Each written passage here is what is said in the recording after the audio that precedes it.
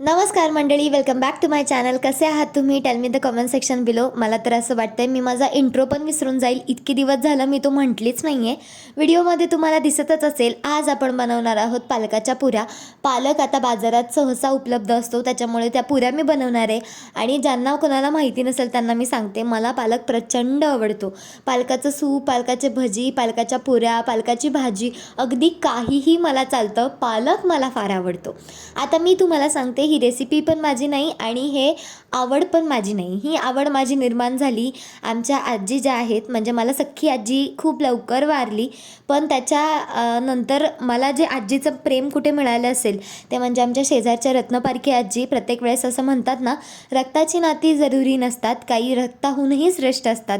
तसं ते नातं आहे आणि त्यांना चांगलं माहिती आहे की मला ती पुरी फार आवडते. मग जेव्हा जेव्हा ते देतात, बनवतात, तेव्हा तेव्हा त्या मला देतात आणि आता मीच बनवायला शिकली आहे. त्यांच्या इतकं उत्तम नाही, पण त्यांच्यासारख्याच.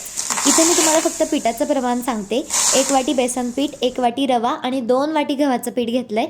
बाकी वाटण तर खूप साधं होतं, फक्त लसूण थोडासा जास्त घ्यायचा, जिरं आणि ओवा टाकायचा, पालकाची प्युरी टाकायची आणि 1 ते 2च मिनटं उकळी काढून घ्यायची पालकाला. उकळत्या पाण्यामध्ये पालक टाकायचा, त्याचा रंग नाही बदलला पाहिजे.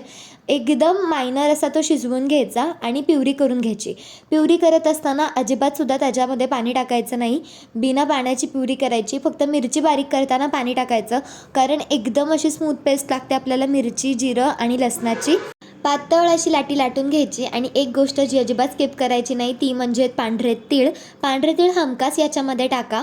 जरी ते असे खाल्ले गेले नाही तरी अशा पुऱ्यांद्वारे ते खाल्ले जातात. आणि मीडियम आचेवरती त्या तळून घ्यायच्या. अगदी टम्म पुऱ्या फुगतात आणि खूप वेळ तशाच असतात. आता काही बसक्या पुऱ्या असतात ज्या फुगतच नाही तशा, पण चवीला उत्तम होतात. आता तुम्हाला मी इथं ती फोडून पण दाखवते आहे. तुम्ही एअरटाईट कंटेनरमध्ये ह्या पुऱ्या स्टोअर करायच्या. 2 ते 3 दिवस आरामात राहतात, पण आमच्यात त्या टिकतच नाहीत कारण त्या इतक्या चविष्ट होतात. तुम्ही कधी ट्राय करताय रेसिपी? मला कमेंट्स करून सांगा. आणि आजपुरतं इतकंच. भेटूयात नेक्स्ट व्हिडिओमध्ये.